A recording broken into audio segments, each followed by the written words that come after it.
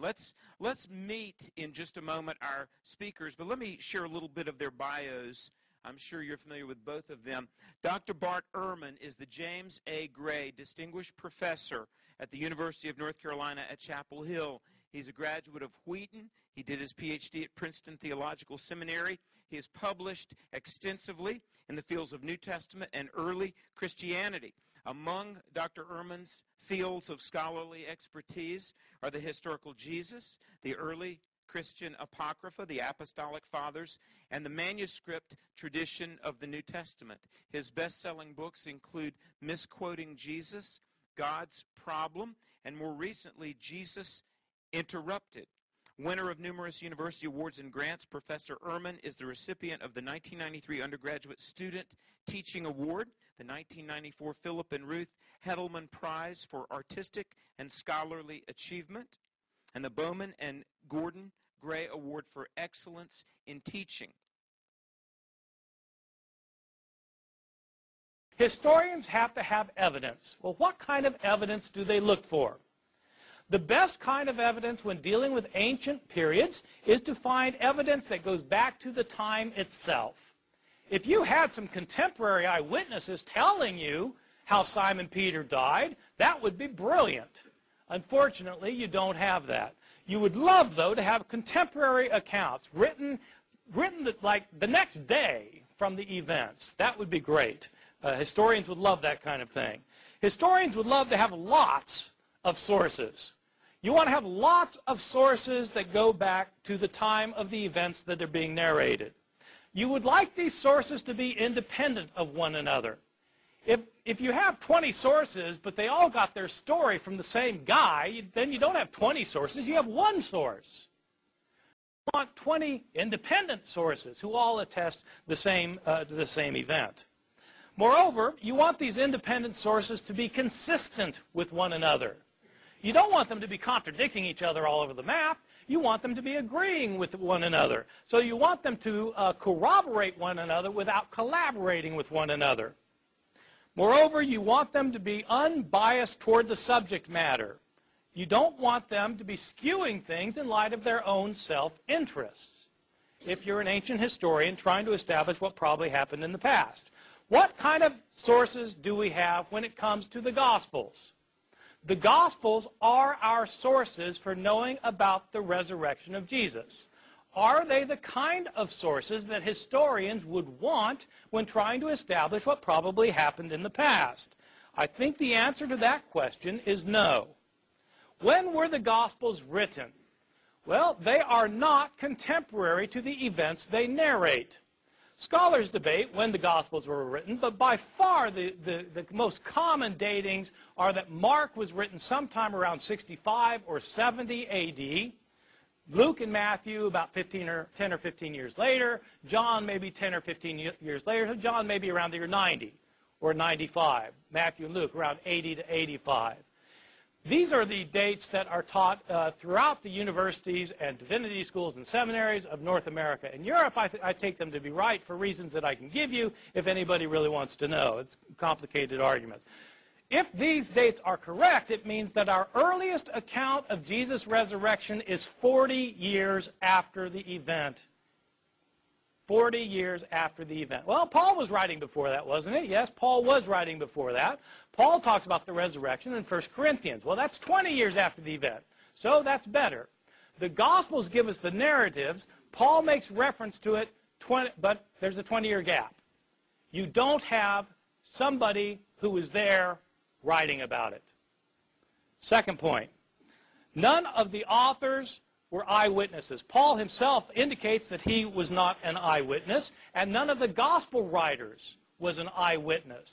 People, of course, call the gospel books Matthew, Mark, Luke, and John. Well, they call them Matthew, Mark, Luke, and John because we don't know who wrote these books, and there's no point calling them Sam, Fred, Jerry, and Harry. I mean, they're written by people. We don't know who they were written by. They are anonymous. You might not think so because they have the title, The Gospel According to Matthew. Whoever put that title on it was an editor later. The original books are all anonymous, written in the third person. Moreover, the followers of Jesus were Aramaic-speaking peasants from Galilee. Lower-class men who were not educated. In fact, Peter and John in Acts chapter 4, verse 13, are literally said to be illiterate. They couldn't read and write. Of course not. They were fishermen. They didn't go to school. The vast majority of people in the ancient world never learned to read, let alone write. And their native language was Aramaic. These books are written in Greek by highly educated, rhetorically trained writers who are skilled in Greek composition. Probably not disciples and don't claim to be disciples. Where did these authors get their stories from? Well, if they were not disciples of Jesus, they must have heard the stories from somebody. Who heard the stories from somebody, who heard the stories from somebody, who heard them from somebody. Stories about Jesus, including his resurrection, had been in circulation year after year after year from the time that his disciples knew that he got killed and believed he got raised from the dead. They told stories to convert people.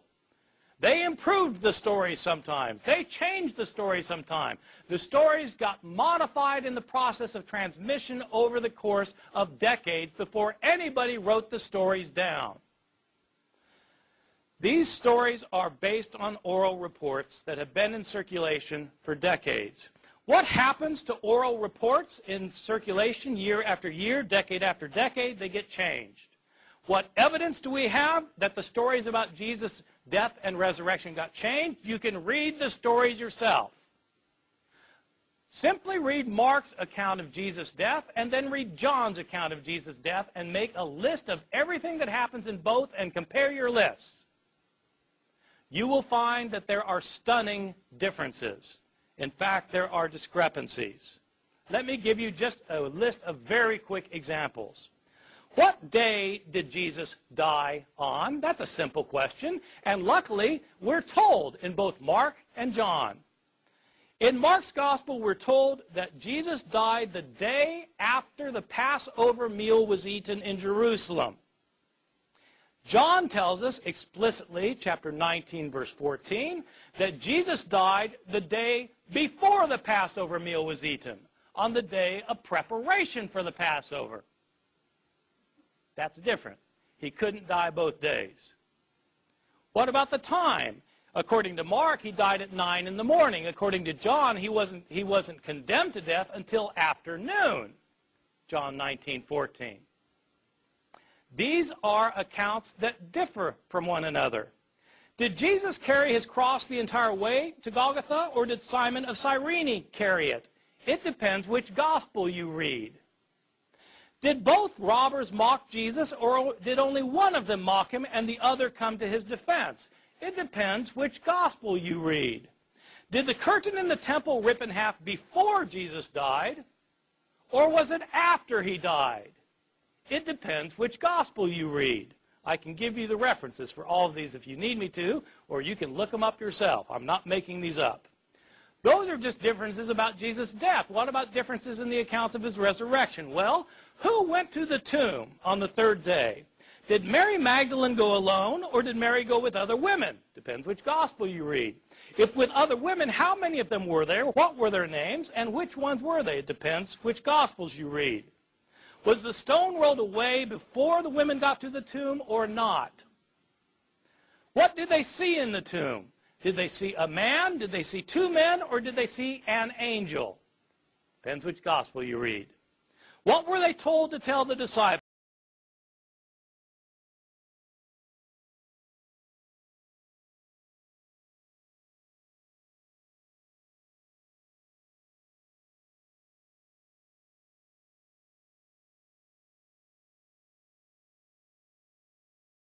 What were they told to tell the disciples? Were the disciples supposed to stay in Jerusalem to see Jesus, or were they supposed to go to Galilee? Depends which gospel you read.